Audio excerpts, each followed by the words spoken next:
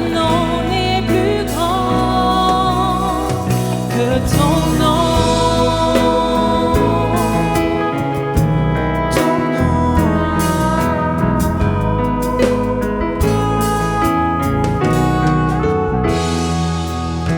Jésus fortifie nos cœurs par ta grâce et ta grandeur, car c'est en toi que nous prions.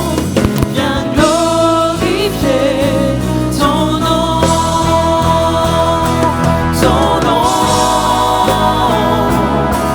comme une tour en quatre vents. Ton nom nous rend fort à chaque instant. Ton nom, que tous les peuples entendent un chant, car aucun autre nom n'est plus grand. Ton nom, comme une tour en quatre vents. Ton nom nous rend fort à chaque instant. Ton nom, que tous les peuples entendent un chant, car aucun autre nom n'est plus grand que ton nom.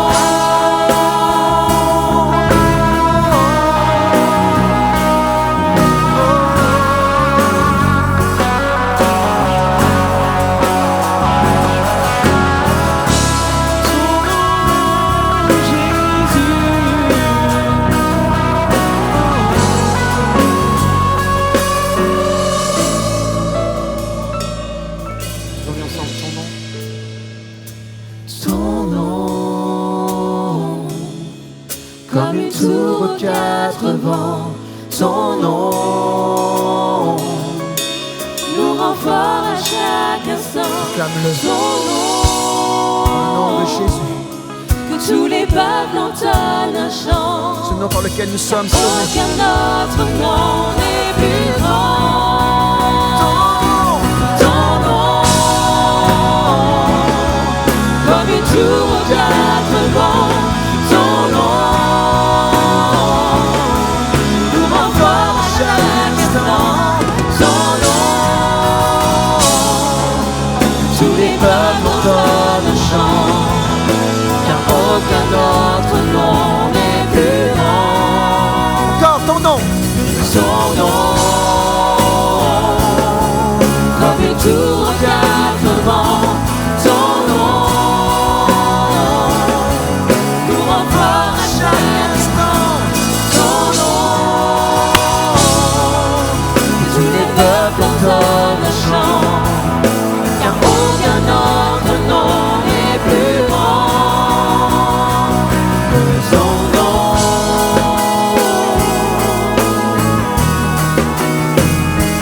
Son nom, ton nom,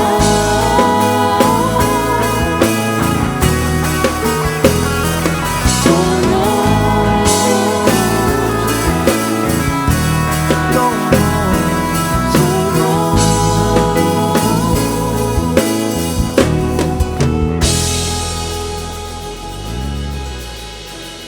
Pendant les dernières secondes avant de laisser la place à la parole, est-ce qu'on peut juste ensemble, comme un murmure, adorer Dieu avec notre chant? Soyez créatifs, les amis. Notre Seigneur vaut vraiment la peine que nous ouvrions nos bouches, quels que soient les soucis que nous pouvions vivre. T'adorons, Seigneur, mon esprit en vérité.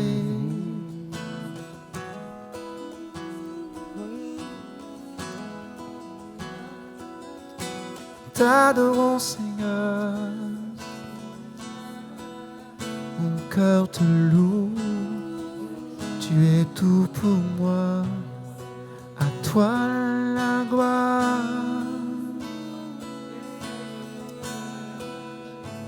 à toi la gloire, à toi l'honneur, à toi le règne, Seigneur. À toi la gloire, à toi l'honneur, à toi le règne, Seigneur. À toi la gloire, à toi l'honneur, à toi le règne, Seigneur. À toi la gloire, à toi l'honneur, à toi le règne, Seigneur, Seigneur.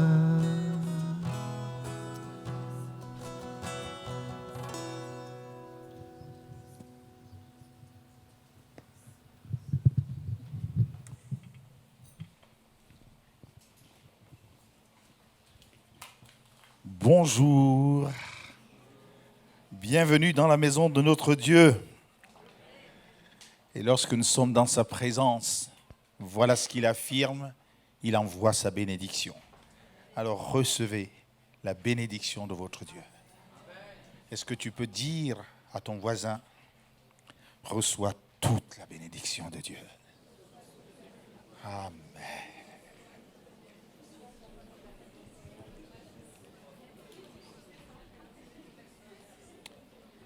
Croyez que vous l'avez reçu. Croyez que vous l'avez reçu. C'est un honneur pour moi de partager la parole de Dieu. Et avant de commencer, je vais remettre ces instants à notre Dieu. Père céleste, tu es Dieu, tu es bon, et il n'y a personne d'aussi bon que toi. Merci du privilège que tu nous donnes d'être dans ta maison.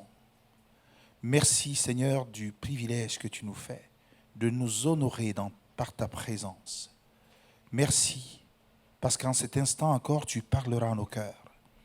Nous voulons Seigneur ouvrir afin que tu y répandes ta parole et qu'elle y produise du bon fruit. C'est dans la grâce, ta grâce que nous avons au nom de Jésus que je t'ai prié. Amen. Permettez-moi de commencer à vous raconter une petite histoire. J'étais, il y a quelque temps, dans le métro. Celui-ci est rentré dans la station. Les portes se sont ouvertes. Et j'ai vu une femme qui rentrait dans le métro. Vous avez dû me dire, mais pasteur, qu'est-ce que tu fais encore à regarder des femmes? Non, cette femme avait quelque chose de particulier. C'est que lorsqu'elle est rentrée, son visage était baigné de larmes. C'est une image qui m'a marqué. Je me suis posé des questions. Qu'est-ce qui peut faire que cette femme oublie toute convenance, entre dans ce lieu avec les larmes dans les yeux et continue à pleurer comme si personne n'était à côté d'elle? Une chose est certaine, et cela ne pouvait tromper personne, elle était à bout de force. À bout de force, tel est le titre de la méditation que nous allons faire ensemble ce matin. Est-ce qu'un jour, vous vous êtes senti à bout de force? Est-ce qu'un jour, vous avez été confronté à des situations où vous avez mis tous les moyens possibles et imaginables et la situation à laquelle vous faisiez face n'avait pas changé et vous n'aviez pas d'autre moyen pour la changer? À bout de force. Pour vous parler de ce sujet, je vais aller dans la parole de Dieu et je vais vous parler d'un personnage que j'affectionne particulièrement. Pourquoi j'affectionne cette personne? C'est qu'elle a connu des situations qui peuvent être semblables aux nôtres, semblables aux miennes. Et je veux savoir comment est-ce qu'il les a traitées. La parole de Dieu ne l'appelle-t-il pas l'homme selon le cœur de Dieu? Donc ce qu'il a fait m'intéresse au premier point parce que je sais qu'il était en contact avec le Père Céleste. à bout de force. Qu'est-ce qui peut faire que toi ou moi, nous arrivions à ce point-là où nous n'ayons plus de force? Dans l'histoire que nous allons examiner tout à l'heure, j'ai relevé 3 points qui peuvent nous conduire à bout de nos forces. Il y a quand nous sommes sous pression, parce que lorsque nous sommes sous pression et que nous n'avons plus les moyens de maîtriser les choses, il y a un sentiment d'insécurité qui peut naître dans nos cœurs. Une deuxième chose, c'est que lorsque nous avons les mains liées, lorsque nous n'avons pas un pouvoir pour exercer un changement sur des situations qui nous font face, on se sent envahi par un sentiment d'impuissance.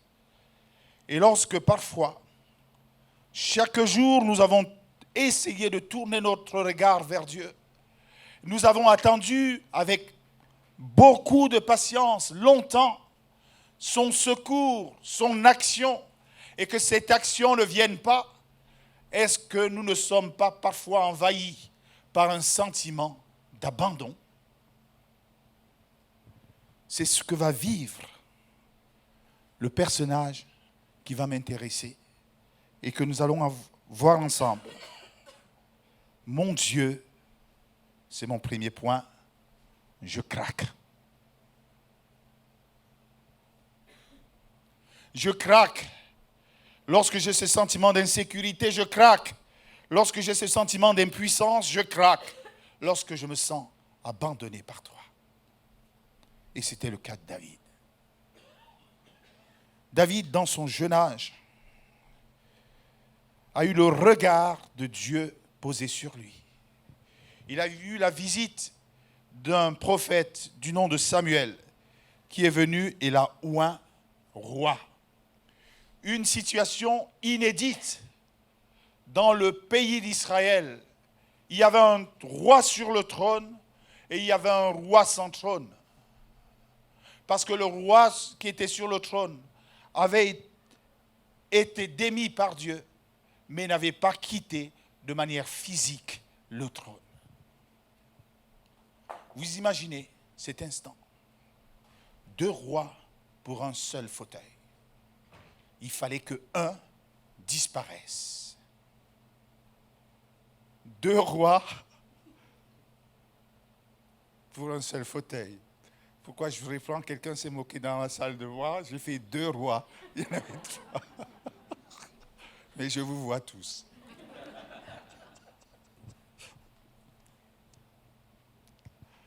Deux rois pour un fauteuil. Il fallait qu'un disparaisse. Dieu l'avait décidé ainsi. Il allait lui-même faire son œuvre, mais quelqu'un a voulu précipiter les choses. C'est Saül.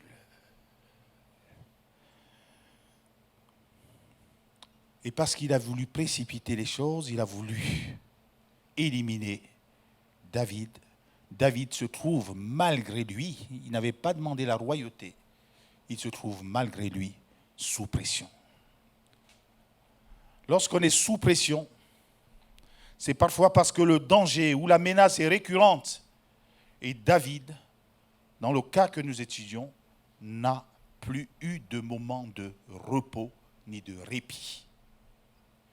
Saül s'est donné pour objectif de l'anéantir. Il va donc le chercher partout où il peut le trouver, que ce soit dans les villes, que ce soit dans les montagnes, que ce soit dans les déserts. Il n'y a pas d'espace que Saül n'a pas exploré pour trouver David et lui faire la peau. Voilà ce que la parole de Dieu nous dit. Saül prit 3000 hommes d'élite choisis sur tout Israël. Et il alla à la recherche de David et de ses hommes jusqu'à sur les rochers des bouquetins. Là, il va chercher David dans les montagnes. Et regardez, on peut souligner 3000 hommes, mais 3000 hommes d'élite, 3000 hommes formés pour la guerre, formés pour tuer. Ça, c'est dans les montagnes. mais il ira jusque dans les déserts. Et la parole de Dieu nous dit, Saül se leva et descendit au désert de Ziph avec 3000 hommes, choisis dans l'élite d'Israël pour chercher David dans le désert de Ziph.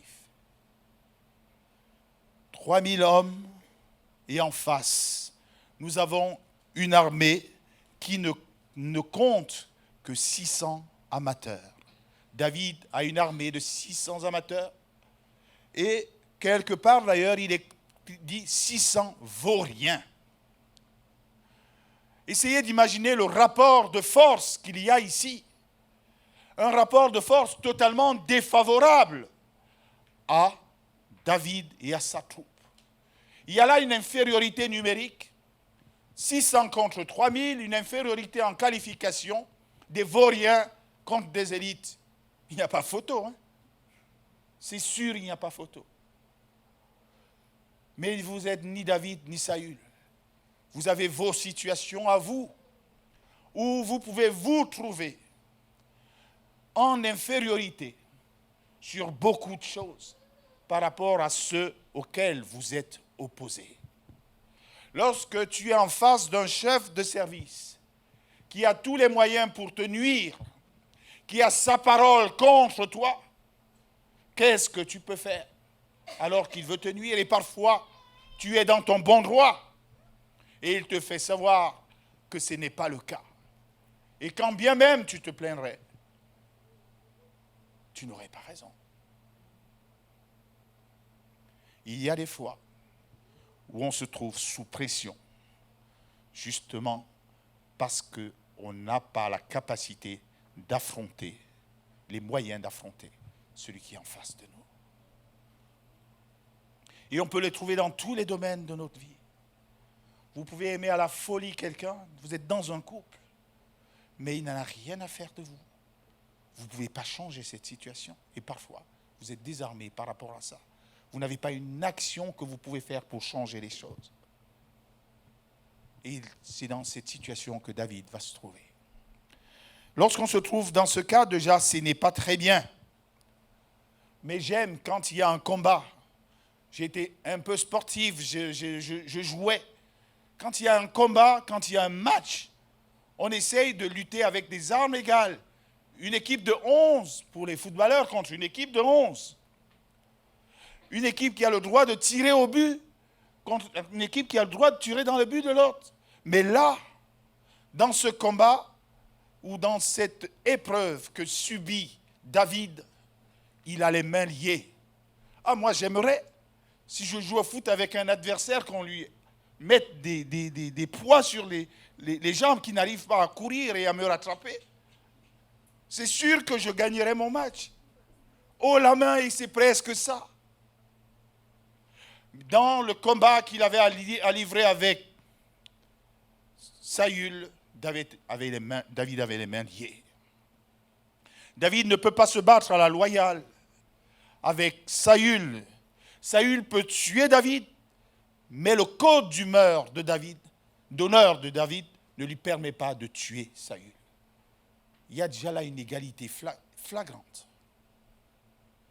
Pourquoi je le dis? Dans ce combat qui opposait Saül et David, David a eu plusieurs fois les moyens d'éliminer son adversaire par chaos direct. Mais son code de conduite, sa position d'enfant de Dieu, sa position de celui qui respecte ce que Dieu a fait, ne lui permettait pas de toucher Saül, même lorsqu'il était à portée de sa main. À portée des mains, mais intouchable. Je le vois où dans la parole de Dieu? Alors que Saül a un désir, un besoin naturel. On va parler vrai. Il rentre dans une grotte et veut satisfaire ses besoins naturels. Mais il se trouve que dans cette grotte au fond se trouve l'armée cachée, l'armée des vauriens de David. Alors il est à la portée, Saül est à la portée de David. Et au moment où il est le plus vulnérable, et je pense que vous imaginez, David s'approche et lui coupe un pan de son vêtement. Je ne sais pas si ça vous amuse ou pas, mais moi, cette situation m'a paru un peu caustique. David arrive, il le fait au moment où l'autre est en position de vulnérabilité. Comment n'a-t-il pas entendu? Est-ce qu'il était constipé ou pas? J'en sais rien. Je lui ai dit, pardonnez-moi. Mais une chose est certaine, il n'a pas vu venir David. Et David le laisse sortir, il s'en va. Non, même avant de le laisser partir. Alors qu'il est dans cette position de vulnérabilité, les hommes de David disent que l'Éternel... les hommes de David lui disent, tue ton ennemi, il n'y aura pas d'autre occasion. Et là, voilà ce que David va répondre, que l'Éternel me garde de jamais faire une chose pareille et de porter la main sur mon Seigneur à qui Dieu a conféré l'onction, car c'est de la part de l'Éternel qu'il a été oint. Je peux éliminer mon ennemi. Je n'ai pas le droit de l'éliminer. Dieu, tu laisses l'ennemi avoir une force nettement plus puissante que la mienne. Et la seule occasion, une des rares occasions qui se présentent, tu me dis non, haut les mains, tu n'as pas le droit. Une fois, mais pas une seule fois, une deuxième fois, une occasion se présente alors qu'ils sont dans le désert et chacun peut-être observait l'autre camp. Il se trouve que Saül se met à dormir avec son équipe. Il y a un détail qui m'a interpellé dans la parole de Dieu, c'est que c'est l'Éternel qui avait permis que Saül et son armée aient un sommeil profond. Donc, il laisse quasiment Saül à la portée de David. Il vient et il a toute la possibilité de le tuer. Alors qu'il s'approche, il y a un des soldats qui accompagnent David qui va dire ceci. Cette nuit, Dieu livre ton ennemi en ton pouvoir. Permets-moi de le clouer d'un seul coup de lance. Je n'aurais pas à y revenir deux fois.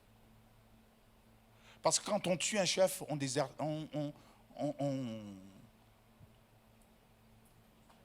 disperse son équipe. Voilà quelqu'un qui réfléchit comme un militaire. Mais Dieu n'était pas de cet avis. Et David le sait.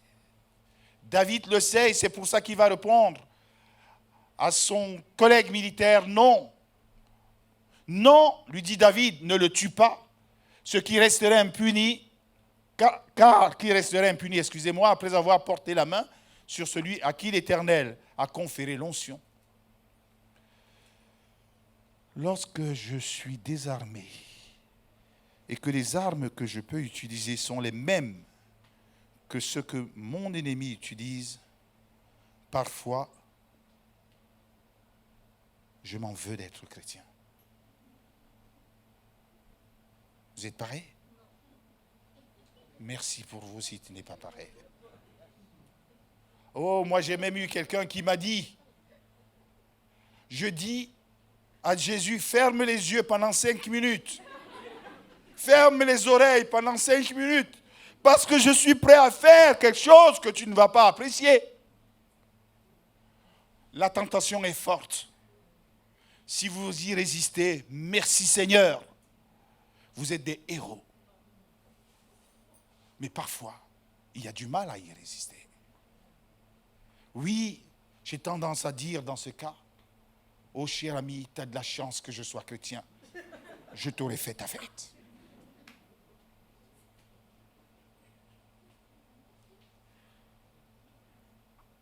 Je vois que personne ne se reconnaît.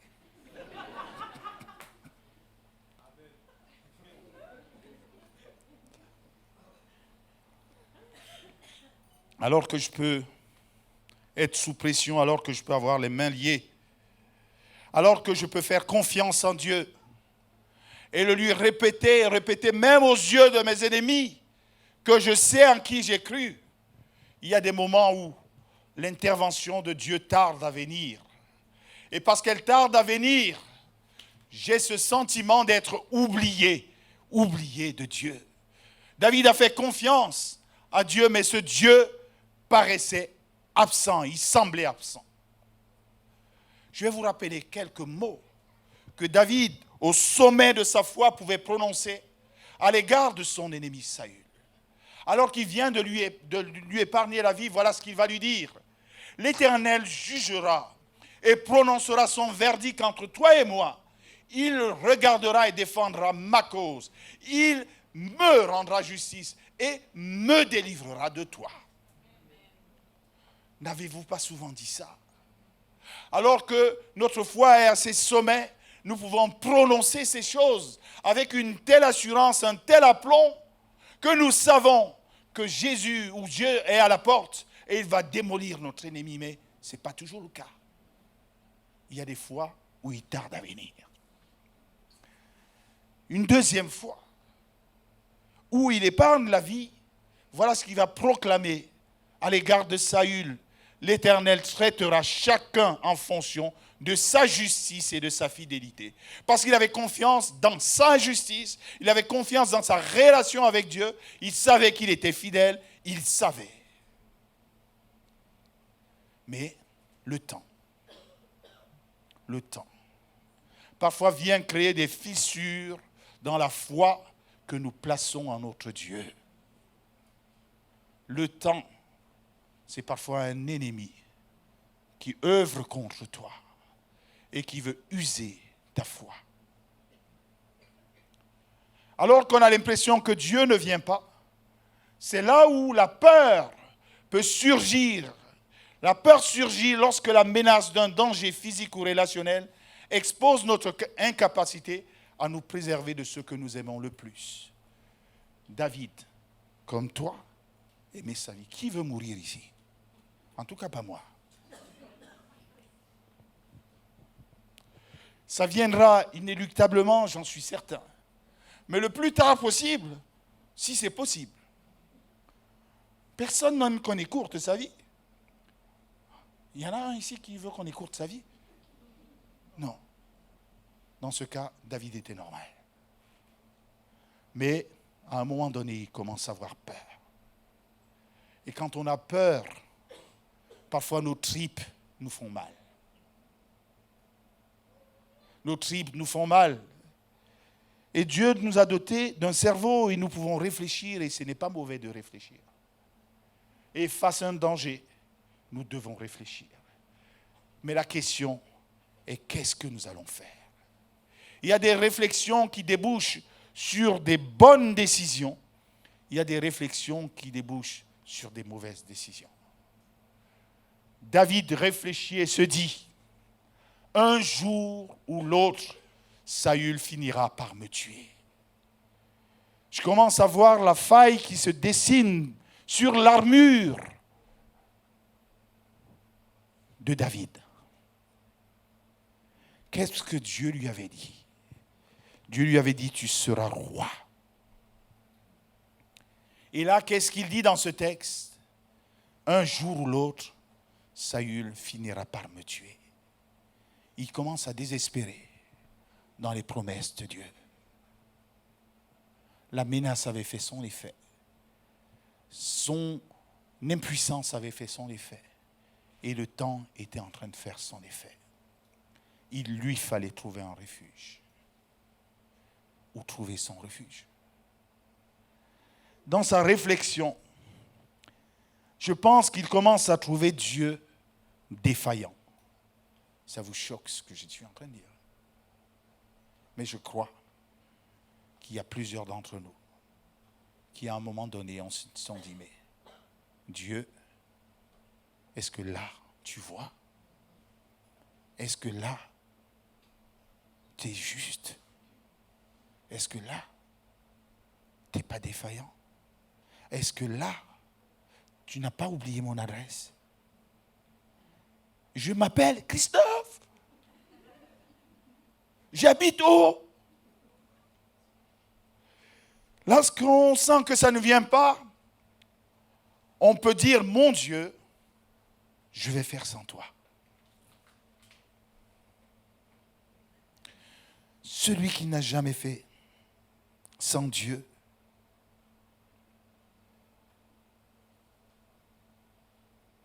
je m'arrête là. J'allais dire lève la main, mais je n'ai pas envie de voir des menteurs. Je t'épargne un mensonge en plus.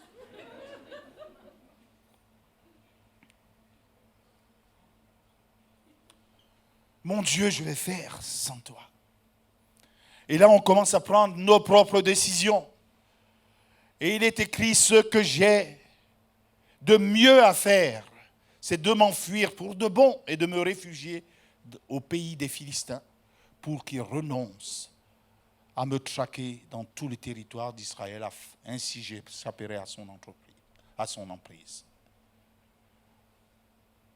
Ce que j'ai de mieux à faire. Y a-t-il quelque chose de mieux qu'on peut faire loin de Dieu?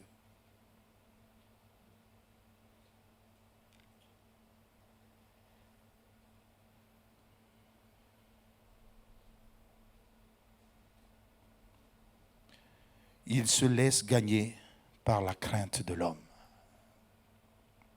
Et la parole de Dieu est claire là-dessus. La crainte de l'homme tend un piège. Il oublie Dieu. Il oublie les promesses de Dieu. La parole de Dieu ne dit-elle pas quelque part, je ne te délaisserai point. C'est donc avec assurance que nous pouvons dire, le Seigneur est mon aide. Je ne craindrai rien que peut me faire un homme.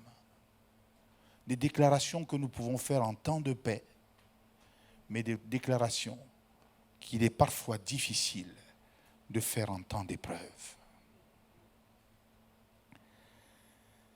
Je vais faire sans toi. Et pendant parfois qu'on décide de faire sans Dieu, il nous arrive d'avoir partiellement raison. Et si j'avais raison? Est-ce que tu n'as pas parfois quitté les voies de Dieu et vivre dans une tranquillité que tu n'avais plus à cause des choses contraignantes de Dieu?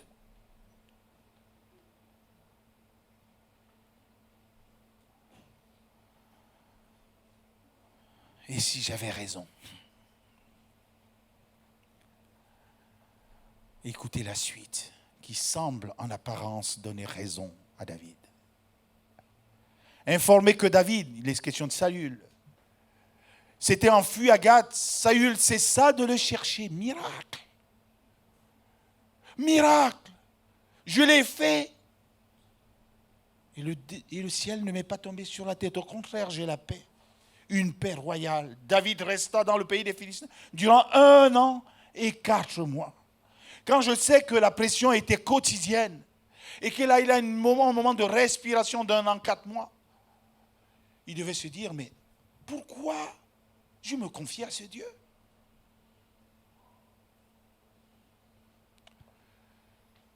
Mais attention à ces paix éphémères. Attention à ces paix qui nous placent dans un terrain sinueux. J'ai discuté de cette prédication avec un ami que j'aime bien. Et il m'a sorti une phrase que j'aimerais vous partager. Personne n'aime les épreuves. Moi le premier. Mais une chose est certaine, nous aurons tous des épreuves. Si je vous dis le contraire, je suis un horrible menteur. Et lorsque je venais de croire quelqu'un, j'étais avec des jeunes, on allait dans la rue pour parler de Dieu, et un d'eux se met à dire à quelqu'un, si tu viens à Dieu, tu n'auras plus de problème. Et j'étais persuadé que c'était vrai. Mais combien de vous êtes à Dieu ici? Et combien de vous avez des problèmes? Je me suis rendu compte que c'était un évangile à l'eau de rose. Parce que la Bible elle-même me dit que je serai confronté aux situations difficiles, aux épreuves. Je serai confronté même aux tribulations. Si dans ta marche avec Dieu, tu ne rencontres plus d'opposition de Satan, interroge-toi sérieusement. N'es-tu pas juste en train de marcher dans la même direction que Satan?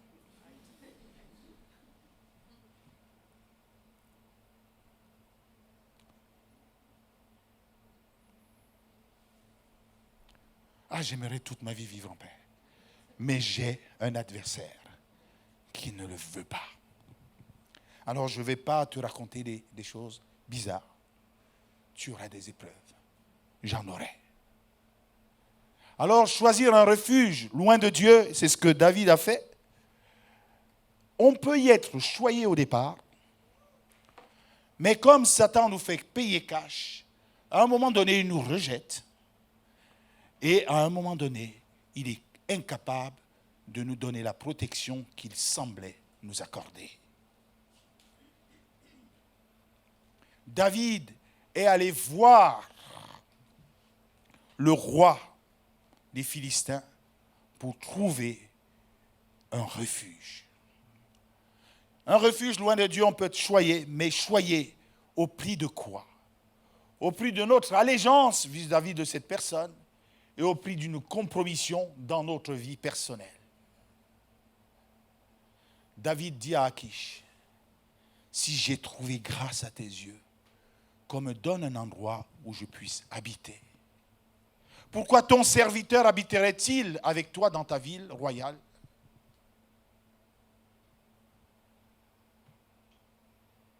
Un endroit où je puisse habiter. Satan peut te donner un refuge. Il demande une faveur au camp ennemi. Et alors qu'il est oint par Dieu, donc roi d'Israël, il s'autoproclame serviteur d'un roi étranger.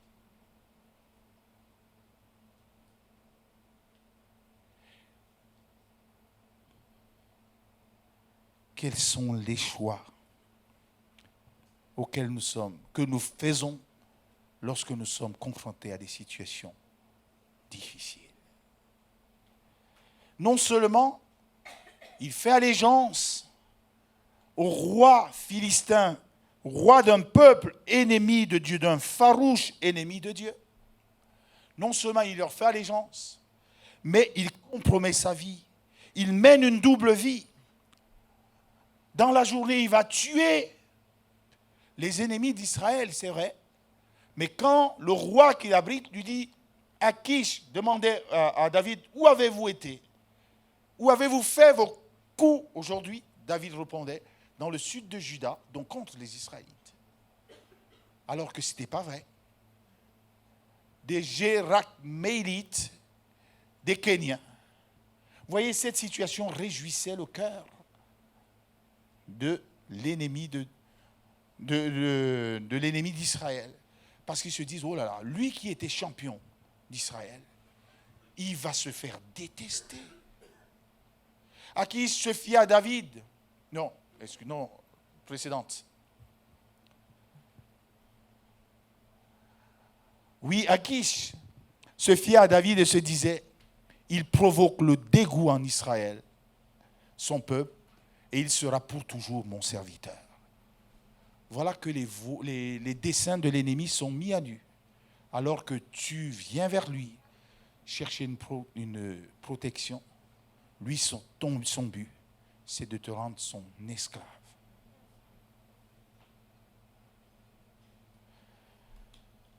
J'aime la faveur de Dieu. Et je pense qu'elle va se révéler dans la suite de l'histoire. David va, dans son mauvais choix, être rejeté par le peuple qu'il avait accueilli. Il y a une bataille, une guerre qui va s'installer entre les Philistins et Israël. David et sa troupe de 600 hommes vont se mettre comme un seul homme derrière l'armée des Philistins pour aller combattre le peuple d'Israël. Quel paradoxe. Il ne pouvait pas faire autrement s'il voulait montrer qu'il était au service d'Achish. Il y a des choses qu'on est obligé de faire lorsqu'on a commencé à faire des compromis dans nos vies. Mais tout le monde n'est pas dupe. Et Dieu en particulier, même quand on s'éloigne de nous, il a un regard, de lui, il a un regard sur nous. Les princes des Philistins dirent, que font ici ces Hébreux? Achish leur répondit, n'est-ce pas David, le serviteur de Saül, roi d'Israël? Il y a longtemps qu'il est avec moi et je n'ai rien trouvé à lui reprocher depuis son arrivée jusqu'à aujourd'hui. Quand ceux qui ne sont pas de Dieu commencent à ne rien te reprocher, c'est que tu vis en conformité avec leur méthode. Ça devrait m'inquiéter. Ça devrait t'inquiéter. Il y a longtemps qu'il est avec moi. Je n'ai rien à lui reprocher depuis son arrivée jusqu'à aujourd'hui. Il était fort dans son double jeu. Extrêmement fort.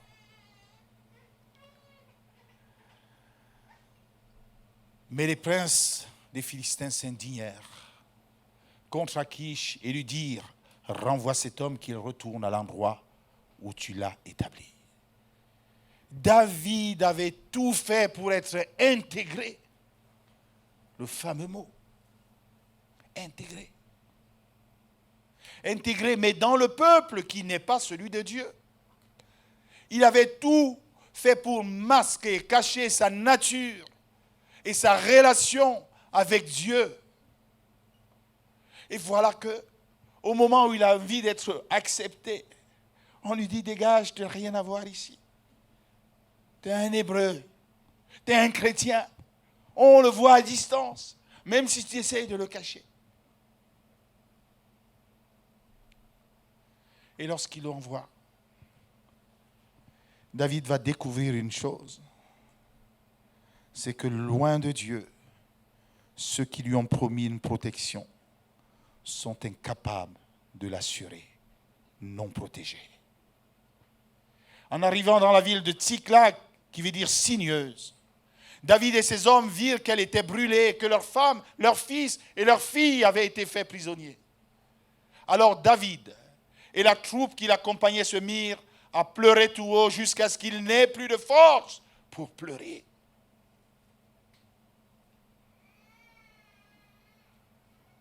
Est-ce qu'il y a des hommes dans la salle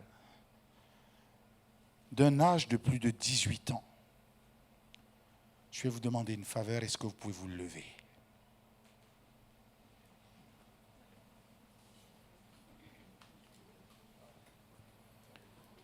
Maintenant que vous êtes debout, et puisque je vois que vous êtes coopératif, est-ce que vous pouvez pleurer? Comme si vous venez de perdre votre plus grand trésor. Personne ne le fera certainement. Essayez-vous, s'il vous plaît. Mais il y avait dans la foule 600 personnes, hommes, adultes, qui pleuraient de désespoir. Qu'est-ce que cela pouvait donner? Je pense qu'on les attendait de loin, comme s'il y avait un orage qui était sur le point de fondre sur la ville. Voilà quelle était leur douleur.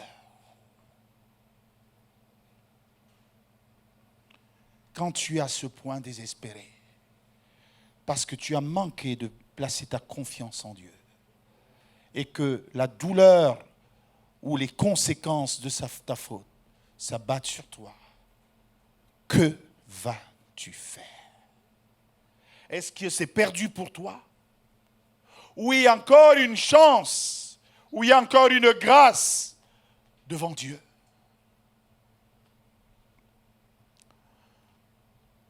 David est pour moi un exemple. Parce que là, alors qu'il est allé loin de son Dieu, il n'a plus placé sa confiance en Dieu. Dans ce moment de crise, il sait, il va savoir vers qui se tourner. Mon Dieu, mon secours est en toi. Auprès de Dieu, tu auras toujours un secours. David était dans une situation très angoissante parce que ses compagnons étaient pleins d'amertume en pensant chacun à ses fils et à ses filles, et ils parlaient de le tuer à coups de pierre. Lapidation. Là, il était au pied du mur. Il n'avait plus de solution. Non, je fais une erreur. Il restait une solution. Tournez le regard vers Dieu. C'est pour ça que dans un psaume, le 56 en particulier, dans son verset 4, il va dire: le jour où j'ai peur, je mets ma confiance en toi, en parlant de son Dieu. Oui, mais David puisa de nouvelles forces en se confiant en l'Éternel, son Dieu. Ils étaient tous sans force. Mais où puises-tu des forces quand tu n'en as plus? Elles ne peuvent se trouver qu'en Dieu. Qu'est-ce qui a fait qu'il y ait un changement dans la vie de David? Je veux te dire une chose, ta prise de position pour Dieu va changer ta vision de la situation. Quand tu commences à regarder à Dieu, ce qui était impossible devient possible. Quand tu commences à regarder à Dieu, il opère des miracles. 600 personnes, sur le point de tuer David, vont en un seul instant se mettre à sa suite. N'est-ce pas là un miracle? Qu'est-ce qui a pu se passer dans leur tête si ce n'est qu'une opération de Dieu? Lorsque David choisit de plier le genou devant Dieu et de l'appeler au secours, les choses changent. Il va parler à Dieu. Je ne vois Dieu lui faire aucun reproche. Aucun. Et voilà ce que la parole de Dieu dit. David interrogea l'Éternel en lui demandant: dois-je poursuivre cette bande qui m'a totalement dévalisé? Pouvant dire, j'allais rattraper. Et l'Éternel lui répondit: poursuis-les, car tu vas les rattraper. Et il ajoute une chose: tu vas tout récupérer. Qu'est-ce que le diable t'a volé? Qu'est-ce qu'il t'a volé? Qu'est-ce qu'il t'a volé? Fais-en l'inventaire, va devant Dieu et dis-lui: dois-je poursuivre? Parviendrai-je à rattraper? Il veut te dire une chose: non seulement tu vas les rattraper et tu vas tout récupérer. David récupéra tout ce que les Amalécites lui avaient pris. Waouh! J'ai un Dieu qui est bon.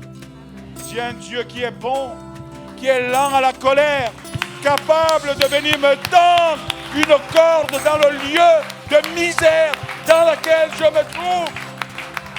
Il est lent à la colère, il ne garde pas rancœur contre toi. Tu vas tout récupérer.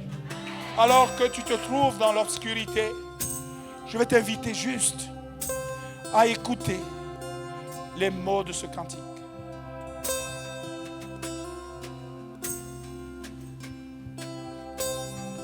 Inspire-toi-en, parce qu'il y a un conseil formidable dans ce qu'ils disent. Écoute, lis, écoute.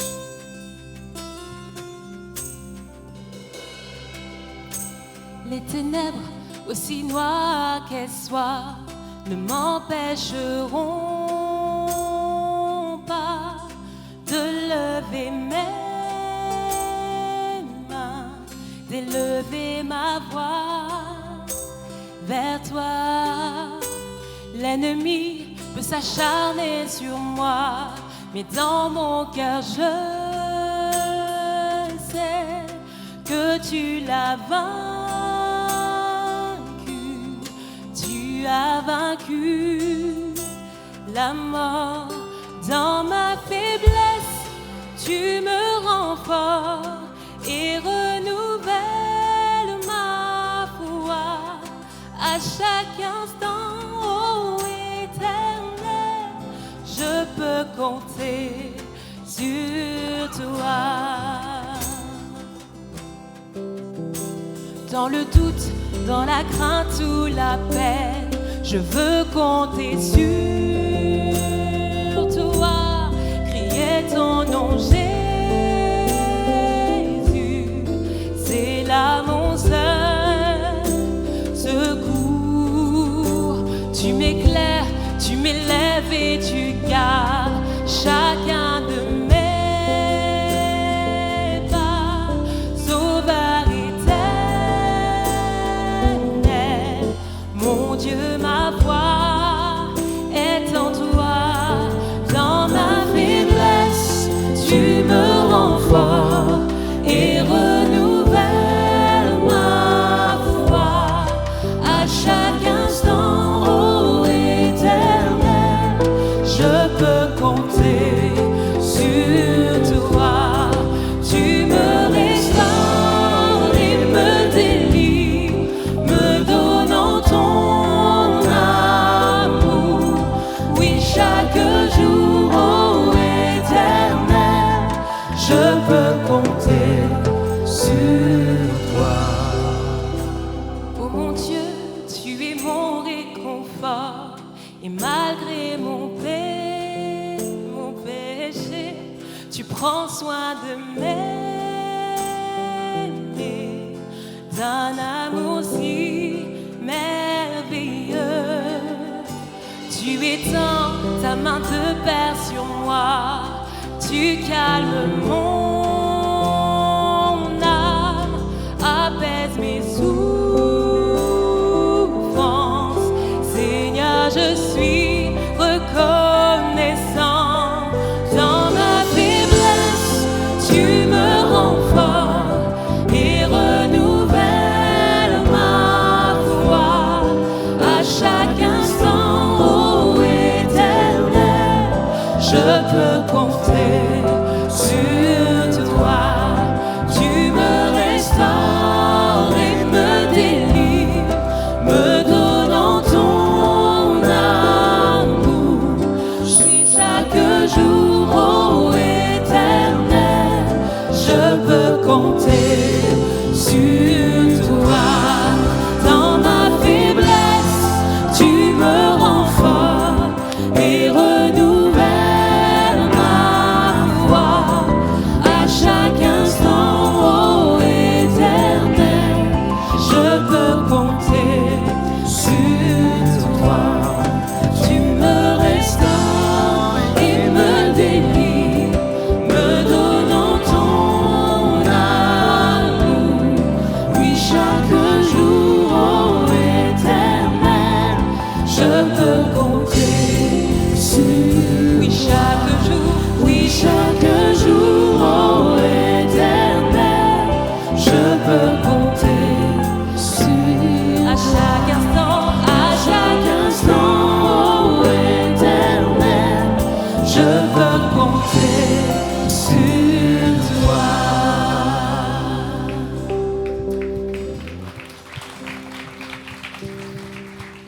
Oui, tu peux compter sur Dieu.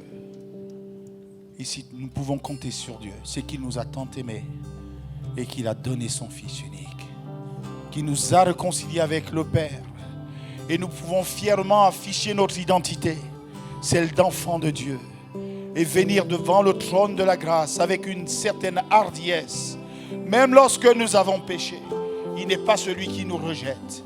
Si nous confessons nos péchés, il est fidèle et juste pour nous pardonner et pour nous restaurer et pour nous faire rentrer dans les plans qu'il avait initialement pour nous. Tu as des plans merveilleux pour toi. Et si jamais il t'est arrivé de choisir une voie différente, il veut te donner l'occasion de saisir sa main à nouveau. Juste 2 minutes et j'arrête. Est-ce que nous pouvons baisser nos fronts, fermer nos yeux? Et si tu as besoin d'aide, est-ce que tu peux lever ta main pour que je la voie et que je prie pour toi? Merci. Merci. Merci Jésus. Seigneur, tu vois toutes ces mains levées. C'est toi qui restaures. C'est toi qui redonnes ce que le malin a pris. Alors je veux te louer d'avance pour ce que tu fais et tu vas faire dans ces vies. À toi seul la gloire. Et recevez la restauration de notre Dieu. Amen.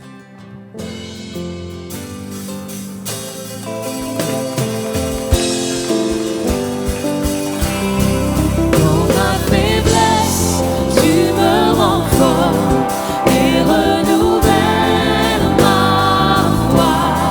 À chaque instant, ô Éternel, je peux compter sur toi.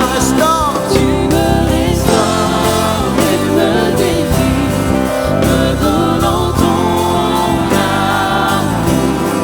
Oui, chaque jour, ô Éternel, je peux compter sur Dans ma faiblesse, dans ma faiblesse, tu me rends fort et renouvelles ma foi. À chaque instant, ô Éternel, je peux compter sur toi. Tu me restaures et me délivres, me donnant ton amour. Chaque jour, ô Éternel, je peux compter sur chaque jour. Oui, chaque jour, ô Éternel, je peux compter sur toi. chaque jour, Oui, chaque jour, ô Éternel, je peux compter sur toi.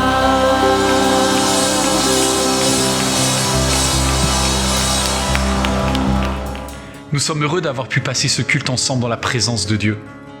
Et si vous passez en région parisienne, nous serions ravis de vous accueillir pour vivre un culte ensemble. Sachez que l'église MLK met à votre disposition d'autres contenus sur son site internet ou sur la chaîne YouTube Église MLK. N'hésitez pas à vous abonner. Notre mission, notre désir, c'est de vous offrir des contenus de qualité qui touchent les cœurs et qui changent des vies. Et pour cela, vous pouvez nous aider en soutenant financièrement ce beau travail afin que d'autres à leur tour soient bénis. Je voudrais personnellement vous dire merci.